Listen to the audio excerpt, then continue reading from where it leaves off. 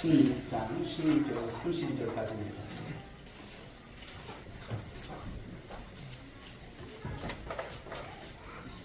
이 말씀을 한 절 한 절 교독합니다. 우리가 기도하는 곳에 가다가 점치는 귀신 들린 여종 하나를 만나니 점으로 그 주인들에게 큰 이익을 주는 자라.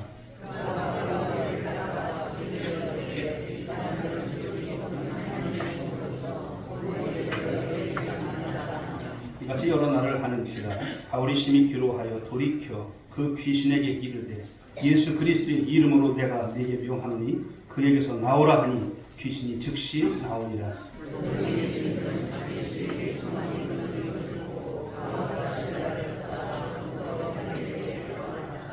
상가들 앞에 데리고 가서 말하되 이 사람들이 유대인인데 우리 성을 심히 요란하게 하여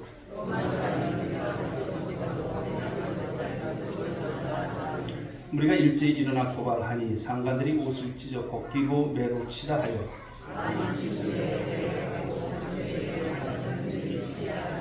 그가 이러한 명령을 받아 그들을 깊은 옥에 가두고 그 발을 착고에 든든히 채웠더니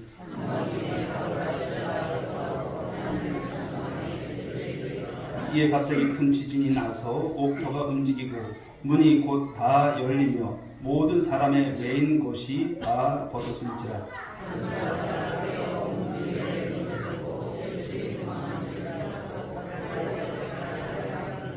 바울이 크게 소리 질러 이르되 네 몸을 상하지 말라. 우리가 다 여기 있노라 하니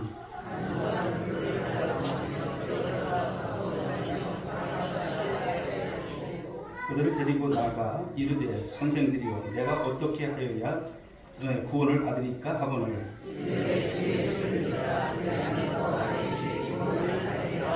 함께 이 말씀을 그 사람과 그 집에 있는 모든 사람에게 전하더라. 아멘. 자, 이 시간은 우리 찬양대 우리 하나님께 찬양을 드리겠습니다.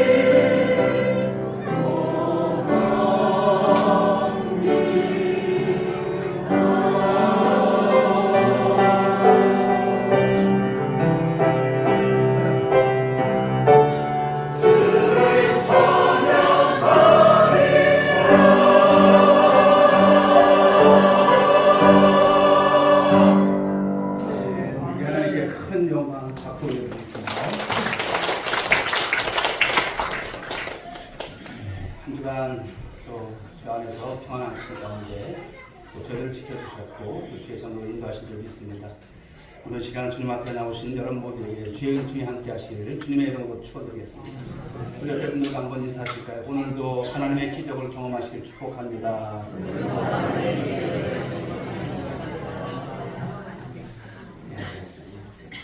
사실 오늘 여기 나온 것이 기적입니까? 기적일까요?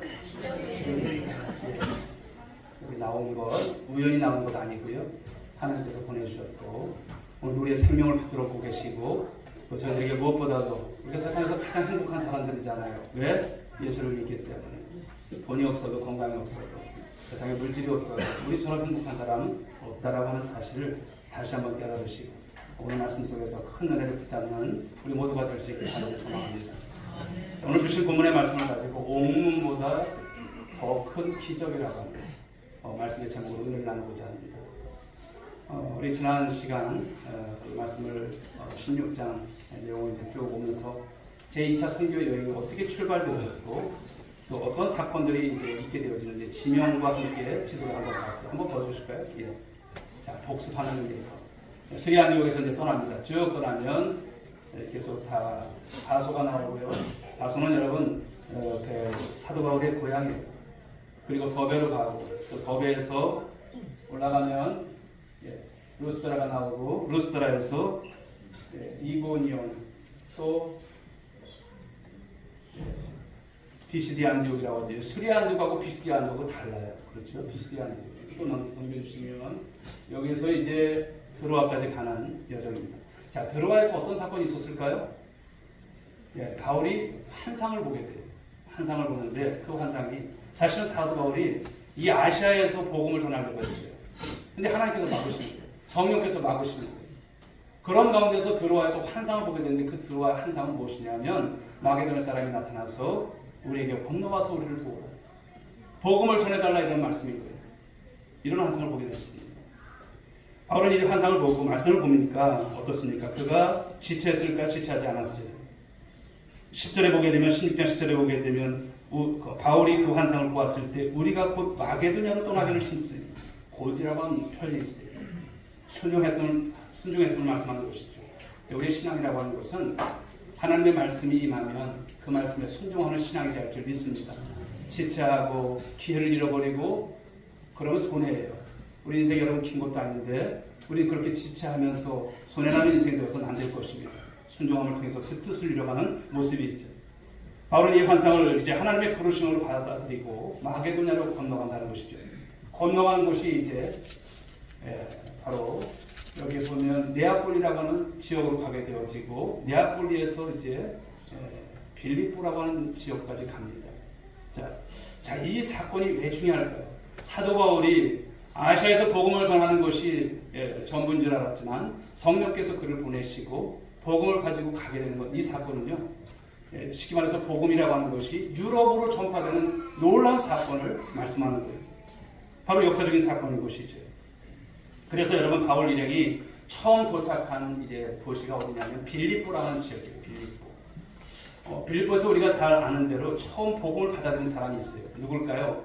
자주장사 누구? 루디아. 그렇죠. 루디아가 복음을 받아들여요. 루디아가 이제 복음을 받아들이고 또 그런 가운데서 그녀와 그의 가정이 다 세례를 받는 거예요.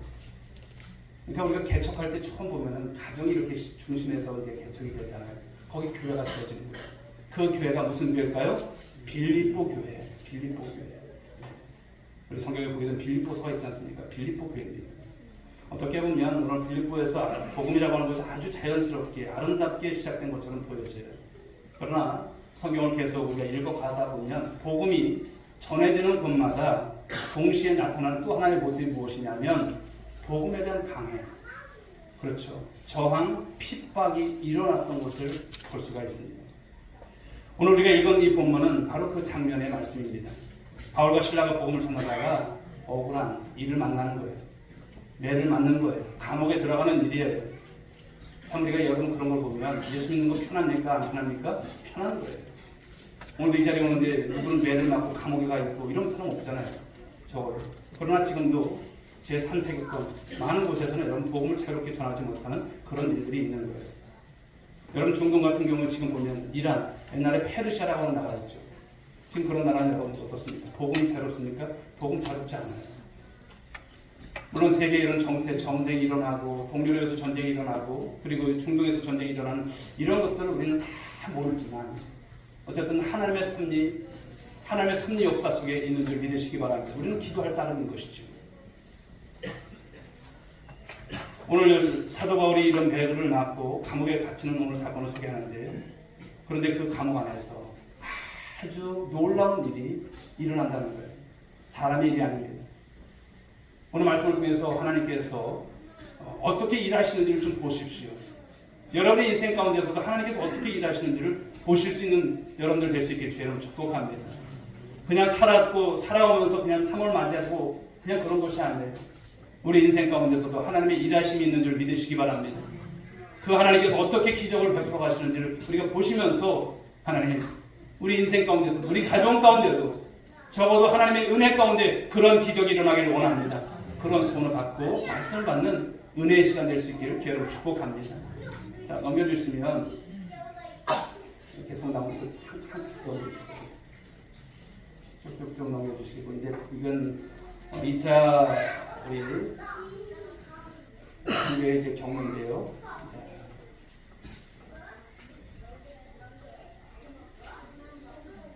자, 이렇게 해서 이제 2차 선교가 맞춰지는 건데 대략 3년이라는 시간이 걸린다고 말씀드렸어요. 예. 쉬운 시간 아니죠. 자, 넘겨주십시오. 자, 복음이 이제 전해지는 곳에 무엇이 있다고 말합니까? 저항이 있다는 거예요. 어려움이 있다는 거예요. 예. 지난 주간에도 이제 12일 날 우리 서천 주문하는데 뭐 권사님께서 그러세요.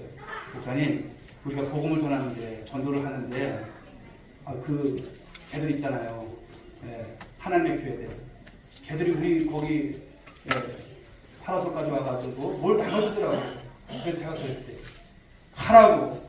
여기가 어딘데 와서 그냥 필요 없다고. 이 자리에 대해서는 단호할 필요가 있는 것이죠.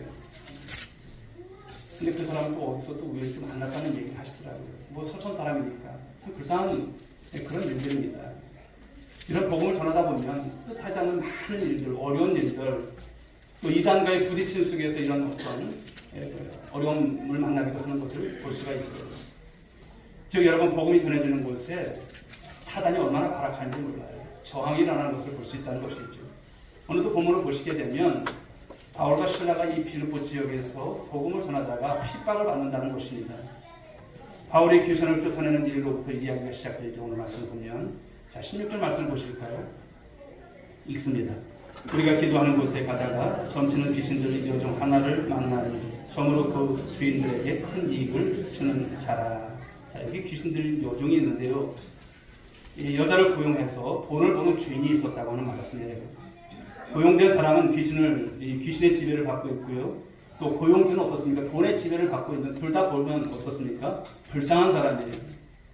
세상을 살아가면서 여러분 물질에 노예되는 여러분들 한 분도 없길 바랍니다. 할렐루야. 물질의 주인 누구세요? 하나님이세요.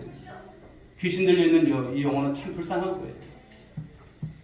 이 귀신 들린 여자가 바울 일행에 대해서 오늘 표현하는 것을 보시죠. 무엇이라고 표현하고 있는지 17절 말씀 읽어봅니다. 그가 바울과 우리를 따라와 소리질러 이르되 이 사람들은 지극히 높은 하나님의 종으로서 구원의 길을 너에게 전하는 자라 하며. 귀신이 여러분 사도 바울과 그리고 여기 신라를 압니까 모릅니까? 아는 거예요. 알아보는 거예요. 저 귀신도 하나님을 알아보는 거예요. 귀신같이 하는 거예요. 여러분 무당을 보면 알지 않습니까? 무당을 보면요 두 종류가 있어요. 하나는 귀신 들린 무당이 있고 또 하나는 신내림을 받은 무당이 있어요. 또 하나는 학습 무당이 있고 또 어떤 무당들은 배워서 무당질을 하는 무당들도 있어요. 근데 오늘 본문의 이 귀신 들린 여종은 오늘 바울과 이 신라를 보는 순간 이 사람들은 지극히 높은 하나님의 종들이다. 구원의 길을 전하는 사람이다. 알아보는 거예요. 왜 복음을 전하는지 그리고 이 사람들이 어떤 신분인지를 말하고 있는 이 귀신의 그 소리입니다. 그런데 귀신 들린 자가 바울이 복음을 전하지 못하도록 방해를 해요. 계속 방해를 해요. 18절 말씀 이제 읽어봅니다. 이같이 여러 날을 하는지라 바울이 심히 교하여 돌이켜 그 귀신에게 이르되 예수 그리스도의 이름으로 내게 명하노니 그에게서 나오라 하니 귀신이 즉시 나옵니다. 바울이 참다. 어떻게 합니까? 예수 그리스도의 이름으로 귀신을 쫓아낸다는 것이죠. 할렐루야. 여러분, 예수 그리스도의 능력의 이름을 우리에게 주신 줄 믿으시기 바랍니다. 귀신 들린 사람이 정상인이 되었으니 그런 가운데서 여러분, 그 사람에게는 얼마나 좋은 일입니까?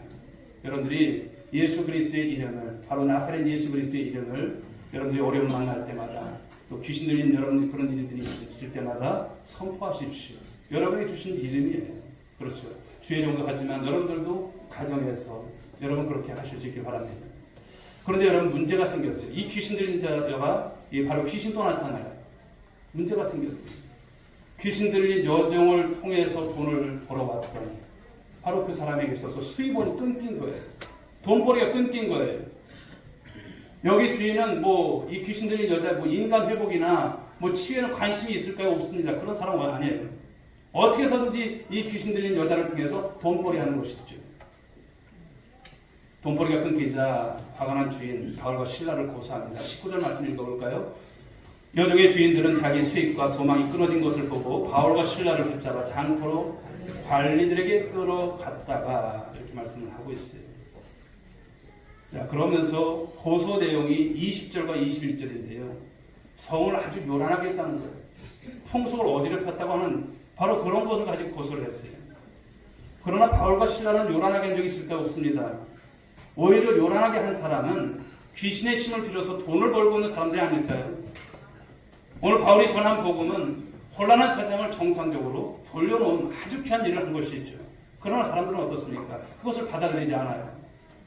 돈벌이를 방해했다고 해서 시비를 걸고 있는 이런 모습인 것이죠. 자, 결국 바울과 실라가 어떻게 될까요? 자, 22절, 23절 말씀 읽어볼까요? 시작. 무리가 일제히 일어나 도발하니 상관들이 옷을 찢어 벗기고 매로 치다 하여 많이 친 후에 옥에 가두고 간수에게 명하여 든든히 지키라 하니. 오늘 여러분, 바울과 실라가 매를 맞고 감옥에 오늘 들어가게 된다는 말씀을 하시는 거예요. 그런데 뭔가 이상하지 않습니까? 여기에서 업주들과 관리들이 불법적 어떤 결탁이 있었던 것으로 보여지는 그런 내용이죠. 바울과 실라가 범죄자로 그들을 범죄자로 몰아서 때리고 감옥에 지금 넣은 것이죠. 자, 이런 것을 보게 되면 악이라고 하는 것은 얼마나 조직적으로 움직이고 있는가를 보여주는 그런 장면이에요. 우리가 마가복음에서 보면 여러분, 이 바리새인들과 헤롯당이 사실 친하지 않는 그룹인데도 예수님을 올무에 빠뜨리고 어떻게 하면 죽일까 하는 그런 것에 있어서는 악이 한 통속이 되는 것을 봐요. 세상의 악은 다 한 통속으로 이렇게 볼 수가 있는 것이죠. 여기서 마찬가지입니다. 오늘 이런 말씀들을 우리가 보면서 여러분 무슨 생각이 들까요? 우리가 복음을 위해서 살아가는 것은 사실 쉬운 것은 아닙니다.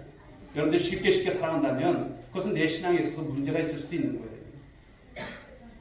복음을 전하는 삶을 살고 또 하나님의 영광을 우리가 위해서 살아갈 때 많은 방해들이 있다고 하는 것을 말씀합니다. 그러나 사랑하는 여러분, 오늘도 하나님은 여러분의 그런 일거수일투족을 다 보시고 계신 줄 믿으시기 바랍니다. 여러분의 그런 수고가 결코 헛되지 않는 것을 아시기 바랍니다. 우리 오늘의 전도대가 장날마다 나와서 하는 그 일들을 하나님께서는 귀하게 여기신 줄 믿습니다. 할렐루야. 그런 모습 속에서 복음은 여러분 끊임없이 전해져야 될 귀한 역사인 줄 믿습니다. 자, 두 번째 주시는 말씀은 그렇다면 이 감옥에 들어가 바로 바울과 실라지 않습니까? 그런데 바울과 실라가 그 안에서의 그 행하는 모습들을 보시고 은혜를 받았으면 좋겠습니다. 넘겨주시고 감옥에서도 여러분 자유하는 것이 무엇인가를 말씀하고 있어요. 자, 25절 말씀을 읽어볼까요? 25절. 한밤중에 바울과 실라가 기도하고 하나님을 찬송하며 죄수들이 듣더라. 아멘. 한밤중 깊은 밤이었습니다. 바울과 실라가 매를 맞고 지금 어디 있습니까? 감옥 안에 있어요. 그 감옥 안에. 만약에 저와 여러분들이 처지를 바꿔놔서, 그러니까 바울과 실라가 우리의 처지를 바꿔놓고 한번 생각을 해보십시오. 매를 실컷 맞고 감옥에 들어가 있어요. 그러면 어떤 생각이 들까요? 억울한 생각이 들까 안 들까요? 억울할 것 같아요. 내가 왜 여기 들어왔냐? 한탄스러울 것 같아요. 내가 이러려고 예수 믿는가? 이런 생각이 들 것 같아요. 그런데 오늘 여러분, 사도 바울과 오늘 실라가 어떻습니까? 그런 모습이 있을까요? 원망하고 절망하는 그런 모습이 있습니까? 결코 없다는 것이죠. 오늘 바울과 실라가 어떤 모습입니까? 하나님 앞에 무엇을 드렸어요? 기도를 드렸어요. 하나님 앞에 무엇을 드렸습니까? 하나님께 찬송을 드렸어요. 자, 시간이 있다면 413장 내 평생에 가능한 412장 내 영혼의 교육히 기쁨이 돼서 이것을 찬송을 드렸으면 좋겠는데 너무나 순전히 좋은 찬양이지만 시간이 없기 때문에 드리지 못하지만 그런 가운데서도 하나님 앞에 찬양을 드리는 그런 가운데서도 기도를 했던 사도 바울의 모습을 우리가 볼 수 있는 것이죠. 자, 이것을 통해서 우리가 깨닫는 게 뭘까 한번 생각해 봤어요. 사랑하는 여러분, 사람은 환경 때문에 자유하거나 갇힌 것이 아니에요. 뭘까요? 마음 때문에 자유하거나 갇히게 된다는 것을 말씀합니다. 요즘 뉴스를 보게 되면 유명한 연예인들 겉으로는 모든 것을 가진 것처럼 보이고 또 그렇게 살아가지만 그들도 나름대로 이렇게 보면 고충 있는 것을 봐요. 그 고통을 호소하는 것을 봐요. 여러분, 우리나라 K-팝 세계적이지 않습니까? 세계적인 인기를 얻었던 BTS. 이번에도 이번 주 토요일 날 광화문 BTS고 이런 공연이 있더라고요. 대단한 여러분 그룹입니다. 근데 거기에 리더격인 램이라고 하는 사람이 있는데 한 인터뷰에서 이런 고백을 해요. 많은 사랑을 받고 성공도 했지만 마음이 너무 힘들어서 내가 누구인지 혼란스러울 때가 있습니다. 사람이 이렇게 여러분 인기를 얻고 스타가 되고 그러면 그 사람들은 여러분 그냥 매번 좋을까요? 아니에요. 그 공연이 끝나고 나면 조용한 가운데서 내가 뭔가 내가 무엇 때문에 사는가 이런 생각이 그들에게도 있음을 볼 수 있는 것이죠. 세계적인 성공 명성을 얻었지만 그 마음속에 공허가 있고 고민이 있다고 하는 것을 보여주고 있습니다. 여러분, 이것이 오늘 시대의 모습이 아닐까요? 겉으로는 성공했지만 마음은 자유하지 못한 그런 사람들이 세상에 얼마나 많은지 몰라요. 그러나 오늘 본문에서 바울과 실라는 어떨까요? 몸은 감옥에 있어요. 그렇죠. 마음대로 할 수 없어요. 그런데 그 마음까지도 여러분 감옥에 있었을까요? 그렇지 않았어요. 자유함이 있었다고 하는 것을 말씀하는 거예요. 그러니까 그 감옥에서도 무엇을 드립니까? 찬송을 드리는 거예요. 미쳤다 할 수 있는 모습이 있지만 하나님의 찬송을 드려요. 자, 이럴 때 25절 말씀을 다시 한번 보실까요? 바울과 실라가 기도하고 하나님을 찬송하며 죄수들이 듣더라 이렇게 하고 있어요. 죄수들이 들었다. 특이점이 있죠. 그들의 찬송이 들려졌다는 것을 말씀하고 있어요. 그냥 들려진 것이 아니라 아주 의미심장한 찬양이었을 거예요. 그 소리를 피할 수 없었을 것입니다. 죄수들의 가슴에 타고드는 소리였어요. 감옥 안에서 죄수들이 얻어맞는 소리, 욕을 하거나 저주를 쏟아내는 그런 소리가 일반적일 터인데 사람이 여러분 가혹한 고문을 당하게 되면 사람이 실성한다고 하죠. 헛소리를 한다고 하죠. 사람이 이렇게 맛이 좀 간 사람들 그러니까 자기도 모르게 그냥 노래를 하는 그런 모습도 있을 수 있어요. 그런데 오늘 바울과 실라가 그런 상태에서 노래를 불렀을까요? 아니에요. 그런 모습 아니죠. 억울함을 하소연하기 위해서 반풀이식의 어떤 노래를 그냥 하나님 들어보십시오 이러면서 했을까요? 그런 것도 아니에요. 감옥에 들어왔으니 여러분 얼마나 응어리가 짚혔어요. 그런데 그 응어리 마음속에서 나온 찬양이었을까요? 그것도 아니에요. 그들의 내면 깊은 곳에서 세상이 줄 수 있는 그 평안 속에서 하나님께서만 주시는 그 고요한 영혼에서 나온 그 찬송을 우리 하나님께 드리는 여러분 모습을 한번 상기해 보십시오. 아무도 그 노래를 멈추라고 하지 않아요. 오늘 여러분들이 삶에 어떤 어려움이 있을 때 정말 하나님 앞에 올려드리는 찬양을 간절한 마음으로 올려드려 보십시오. 주님께서 그 모습을 기뻐하실 줄 믿으시기 바랍니다. 여러분들 위로받으려고 하는 것이 아니라 하나님 앞에 내 마음을 곡조를 담아서 드리는 거예요. 그래서 찬송이라고 하는 것은 나 들으라고 하는 것이 아니죠. 하나님께 드리는 것입니다. 그런데 그것을 하나님께서 기뻐 받으신 줄 믿으시기 바랍니다. 자, 이러한 때에 보십시오. 갑자기 이제 상황이 완전히 여러분 뒤바뀝니다. 돌발적인 상황이 전개되는 것을 26절에서 우리는 볼 수 있습니다. 보십시오. 읽어볼까요? 시작. 이에 갑자기 큰 지진이 나서 옥토가 움직이고 문이 곧 다 열리며 모든 사람의 메인 것이 다 벗어집니다. 자, 무엇이 일어날까요? 기적이 일어났어요. 감옥에 갇혀있던 죄수들의 쇠고랑, 착고라고 하죠. 이게 풀어지고 감옥문이 열리고 사람이 하는 일일까요? 아닙니다. 사람이 할 수도 있는 일이 아닙니다. 누구의 기적입니까? 하나님의 기적이에요. 하나님께서 행하신 기적을 오늘 여러분들이, 오늘 저와 여러분들이 마주하고 있는 것입니다. 오늘 감옥이 열렸다고 하는 것은 그냥 일어날 수 있는 일이 아니죠. 감옥은 견고했고 간수들이 든든히 지키고 있는 그런 장소예요. 감옥의 든든함이라고 하는 것은 강력한 로마 권력의 힘이 얼마나 대단한지를 보여주는 거예요. 그런데 여러분, 큰 진이 나서 다 열려버렸어요. 인간이 수단과 방법을 다 동원해도 하나님 앞에서 허술하게 짝이 없는 것을 말씀하는 거예요. 우리 이사야 22장 22절 말씀을 보실까요? 읽어봅니다. 내가 또 다윗의 집의 열쇠를 그의 어깨에 두리니 그가 열면 닫을 자가 없겠고 닫으면 열 자가 없으리라. 아멘. 하나님께서 여시는 거예요. 하나님께서 여시면 닫을 자가 없고 닫으면 열 자가 없다는 말씀을 주시는 거예요. 감옥문이 활짝 열렸습니다. 지키고 있던 간수, 이게 웬일이냐? 이게 웬일이냐? 깜짝 놀랐습니다. 자, 27절의 말씀을 읽어봅니다. 시작. 간수가 자다가 깨어 옥문들이 열린 것을 보고 죄수들이 도망한 줄 생각하고 칼을 떼어 자결하려 하거늘. 이때 간수 깜짝 놀란 가운데서 칼을 떼요. 그리고 자결하려고 하는 순간을 우리가 볼 수 있습니다. 간수가 지금 여러분 포기한 거예요. 자포자기한 거예요. 탈주범들로 인해서 자기가 문책을 받을 것, 자기가 죽을 것, 이럴 바에야 내가 죽는 게 낫지 판단한 것이죠. 얼마나 안타까운 장면인지 모릅니다. 조금 전까지만 해도 이런 일이 일어날 줄 몰랐는데 한순간의 죽음에 내몰려 있는 이 간수의 모습을 보는 것입니다. 차라리 죽는 게 낫다라고 하는 그의 모습. 여러분, 이 간수의 모습에서 당시 시대적 상황, 그것을 우리가 짐작해 볼 수 있는 거예요. 지금도 여러분 죽음 외에 다른 선택이 보이지 않는 상황에 내몰리는 인생들이 얼마나 많은지 몰라요. 그렇지 않습니까? 우리나라 여러분 자살률 1위잖아요. 더 극한 상황에 극한 선택을 하는 사람들을 수없이 봐요. 지지난 주간인가요? 우리 모 집사님이 또 얘기를 하시는데 피인에서도 자살한 사람이 그렇게 있었다는 얘기를 들었어요. 우리 주위에서 그런 일들이 너무나 많은 거예요. 오죽하면 그럴까 하는 생각도 들지만 여러분, 생명은 내 것이 아니라 하나님 것인 줄 믿으시기 바랍니다.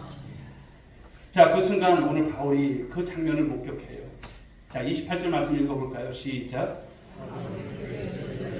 네 몸을 상하지 말라. 우리가 다 여기 있노라.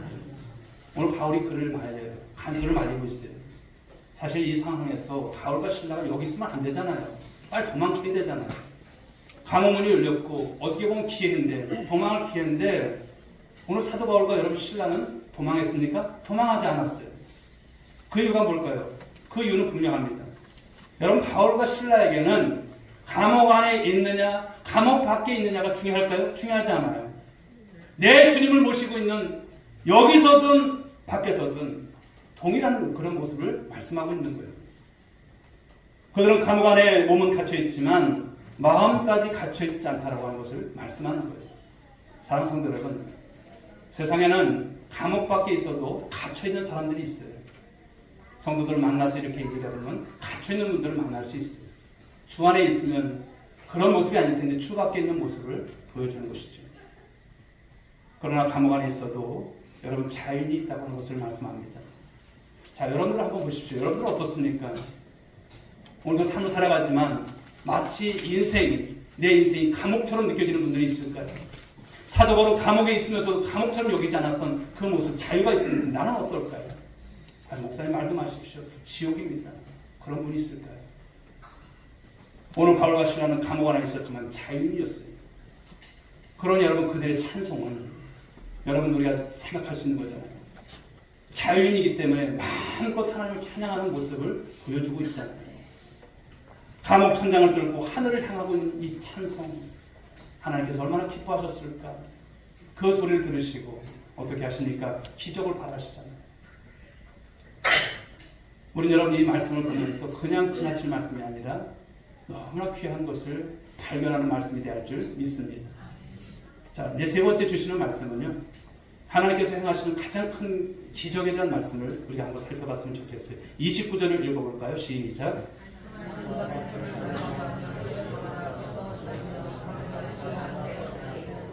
왜 무서워 떨었을까요? 오늘 간수가 왜 떨었을까요? 자신의 경험으로 봐서는 이것은 경험을 넘어서는 놀라운 일이었기 때문에 오늘 바울과 실라 앞에 그가 뛰어가는 모습을 보여주고 있어요. 30절 말씀 읽어볼까요? 그들을 데리고 나가 이르되 선생들이여 내가 어떻게 하여야 구원을 받으리까? 자, 여기서 간수가 오늘 바울과 실라를 뭐라고 말합니까? 선생님 이러는 거예요. 선생님. 그리고 인간에게 있어서 가장 근본적인, 우리 인생에 있어서 가장 근본적인 질문을 오늘 던져요. 어떻게 하여야 구원을 받을 수 있겠습니까? 이러는 거예요. 여러분, 이것은 단순한 것이 아니에요. 구원이라고 하는 것은 인간의 가장 원초적인 질문이에요. 그 질문이 어떤 내용일까요? 우리가 왜 존재하는가를 말하는 거예요. 왜 존재하는가? 두 번째는 인생의 목적이 무엇인가? 그리고 세 번째는 죽음 이후엔 우리가 어디로 가는가? 여러분, 이것은 우리의 실존의 문제입니다. 우리의 실질적인 문제예요. 죽으면 끝나지? 아닌 거예요. 죽음 이후에 어디로 가는가? 그래서 구원이 중요한 거예요. 너무나 중요한 거예요. 그런데 평소에 여러분 이런 질문 합니까? 여러분 내 인생에 대해서 내가 왜 존재할까? 내 인생의 목적이 무엇일까? 그리고 내가 죽음 이후엔 어디로 가는가? 이런 질문을 합니까? 하지 않아요. 구원에 대한 여러분 소중함을 우리가 사실 놓치고 살 때가 참 많은 거예요. 그러나 인생의 위기가 오면, 어려움이 오게 되면, 절체절명의 순간이 오게 되면 이 문제가 다가오는 거예요. 이 질문이 툭 나오는 거예요. 오늘 간수는 바울과 실라를 보며 생각했습니다. 어떤 생각이었을까요? 이 사람들에게는 분명한 답이 있을 것 같아. 답이 있을 거야. 그때 바울이 분명하게 대답을 하죠. 31절 말씀입니다. 우리 다 같이 크게 한번 읽어봤으면 좋겠어요. 크게 시작. 주 예수를 믿으라. 그리하면 너와 내 집이 구원을 받으리라. 아멘. 아멘. 여러분, 구원은 우리가 무엇을 해서 얻는 것이 아니에요. 행위가 아닙니다. 이미 하나님이 십자가에서 모든 일을 이루신 줄 믿으시기 바랍니다. 사도행전 4장 12절 말씀 읽어볼까요? 다른 이로서는 구원을 받을 수 없나니. 아멘. 다른 이로서는 구원받지 못해요. 오직 예수 그리스도야만 되는 것이 있죠. 우리에게 요구되는 것은 단 하나입니다. 그 예수를 믿는다. 믿음의 문제인 것을 말씀하죠. 자, 이렇게 해서 간수와 그의 가정이 복음을 받아들였을까요? 받아들였어요. 자, 33절, 34절 말씀 읽어봅니다. 시작. 그 맞은 자를 씻어주고 자기와 그 온 가족이 다 세례를 받은 후 그와 온 집안이 하나님을 믿음으로 크게 기뻐합니다. 아멘. 자, 여기서 우리는 오늘 말씀에서 중요한 사실을 하나 깨닫게 됩니다. 무엇일까요? 이 말씀의 제목이 그러듯이 옥문이 열린 것도 기적이죠. 하나님의 기적 맞습니다. 그런데 옥문보다 더 큰 기적이 일어났어요. 무엇입니까? 한 영혼이 예수를 믿고 구원받는 기적인 줄 믿으시기 바랍니다. 여러분들이 이 세상에서 가장 여러분 축복을 받고 가장 큰 기적을 받은 사람들이 여러분 한 분 한 분이에요. 우리 오늘 이렇게 아무나 나와서 예배드리는 것이 아닙니다. 아, 내가 기적의 주인공이구나. 내가 기적의 사람이구나.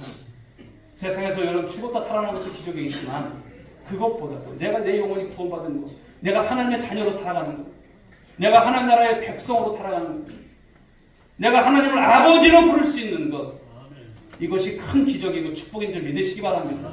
여러분 인생을 그냥 하찮게 보지 마세요. 내가 얼마나 귀한 인생인지, 하나님께서 내게 얼마나 큰 은혜와 축복을 주셨는지. 조금 전까지만 해도 목숨을 끊으랬던 간수예요. 그렇죠?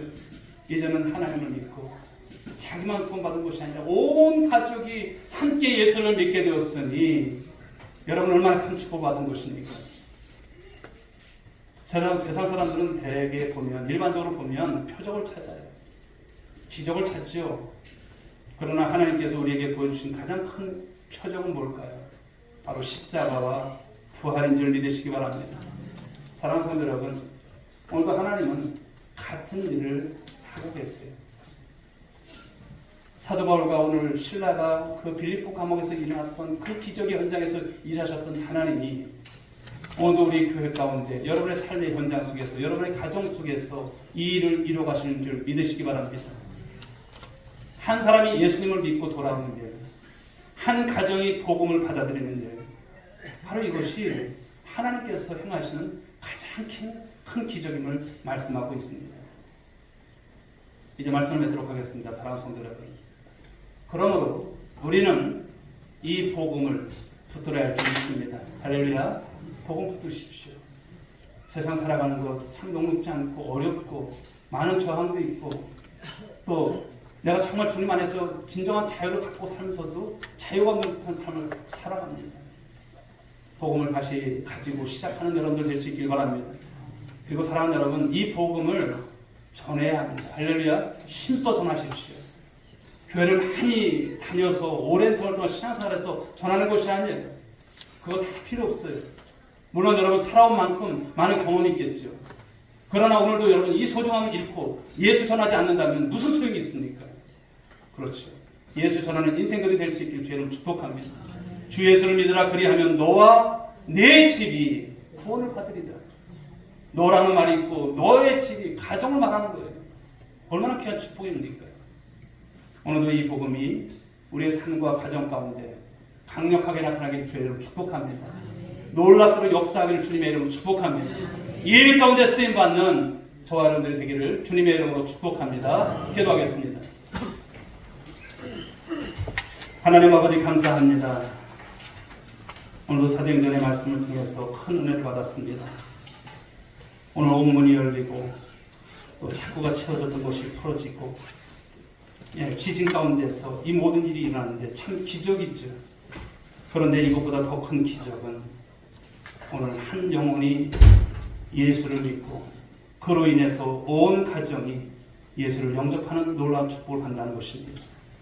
하나님, 오늘도 세상을 살아가는 우리의 삶이 많은 것으로 방해받고 어려움이 있습니다만 참된 자유함을 갖는 저들 될 수 있기를 원합니다. 상황 때문에 또 여건 때문에 또 우리의 어떤 하나님 정말 우리의 정말 문제 때문에 우리가 힘든 것이 아닙니다. 오늘 사도 바울을 통해서 보는 것은 그런 가운데서도 감옥 안에서도 찬송을 했다고 하는 것, 기도를 했다고 하는 것. 우리는 어떻습니까? 하나님, 이런 신앙인지요? 오늘도 문제 때문에 울고 여러 가지 상황 때문에 절망하는 우리들의 모습은 아닌지요? 변화되게 하여 주옵소서. 우리 오늘의 성도들이 이 정도의 신앙이 아니라 사도 바울과 같이 신라와 같은 모습으로 하나님 앞에 기도와 찬송이 넘치는 삶이 되게 하여 주옵소서. 오늘 하나님께서 한 영혼의 귀중함을 말씀하시고 지금도 일하시는 그 주님이 오늘 우리의 가정 속에, 오늘 우리 일터 속에 찾아와 주신 줄 믿습니다. 오늘도 복음을 힘써 전하는 우리 모든 권속들 되게 하여 주옵시고 놀라운 역사를 경험해가는 우리 모두가 될 수 있도록 복 내려 주옵소서. 인도하실 줄 믿사옵고 사랑 많으신 예수님의 이름으로 기도 올리옵나이다. 아멘.